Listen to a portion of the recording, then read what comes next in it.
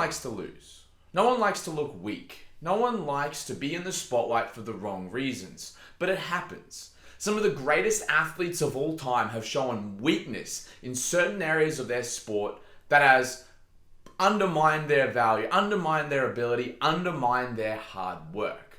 We think about hard work pays off. We think about Matt Fraser. We think about the guy who came from 2 second place finishes in a row, barely missing out on that top spot, to being the most dominant guy in the sport of CrossFit. But how did he make it there? Matt was willing to admit his weaknesses. Matt was willing to work on what he was bad at, and that's what made him great. The fact that he had no wheelhouse. And we're all like Matt. We all have weaknesses that we need to work on. But for many of us, avoiding those weaknesses is easier than working on them. It's the path of least resistance. We would rather do things that we're good at than things that we're not. Today we're going to talk about 3 ways to improve the weaknesses that you have. Firstly is admitting your weakness. Being honest with yourself that you struggle at a certain movement. If we don't admit the weakness, whenever it comes up in a workout, we get that anxiety feeling, that feeling of, oh my God, stressing out, this is going to be tough. And I find that actually makes that weakness worse. My example of my biggest weakness at one point in CrossFit was wall balls. I love thrusters to death, and I've made that apparent to you guys and everyone that I train with. Thrusters and wall balls aren't so different from a movement, yet I had this preconception that wall balls sucked and I hated them.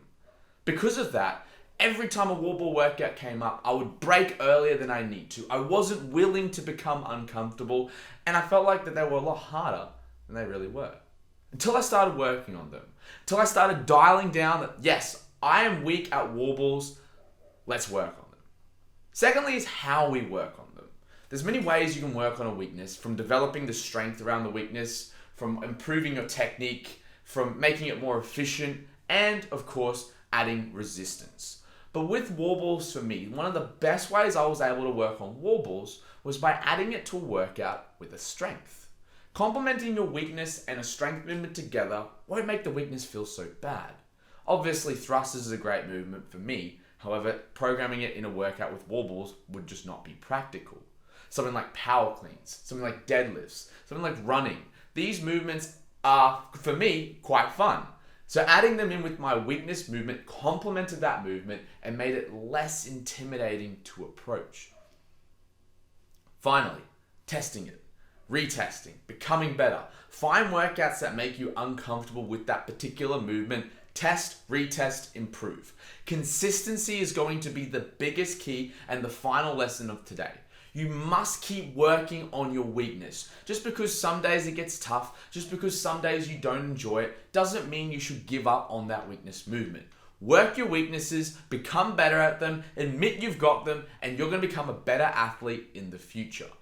Like Matt Fraser said, when he gets too good at any movement, he stops working on it and finds something that he's not as good at and puts all of his energy into that. Let's take some lessons from the best and improve ourselves.